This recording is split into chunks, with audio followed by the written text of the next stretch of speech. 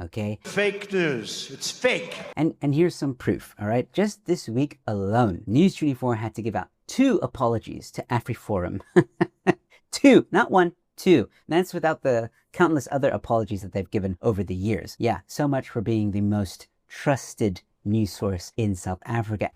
Yeah, right. And also Mail and Guardian also had to give an apology. And another reason why these media outlets can't be trusted is because they look at Media Monitoring Africa or Africa Check or Real 411, especially during election time. They look at what those organizations are saying and take it as fact. But the media is supposed to be the fact checkers. The media is supposed to be holding the people in power accountable, but they don't. Instead, they support them and they laugh in South African faces. He couldn't give a shit. Sorry for my French. Now, William and Cyril laughing in South African faces, they probably thought, you know, it would look differently, right? Maybe he didn't know he was being filmed. That's debatable. I think this little clip was put out on purpose. But they're laughing at the statement that Trump made that bad things are happening in South Africa. They're laughing at that because they think if they laugh at it, other people in South Africa will think that Trump's an idiot or silly or, I don't know, maybe that, you know, you shouldn't really listen to what Trump's saying. But South Africans are smarter than that. South Africans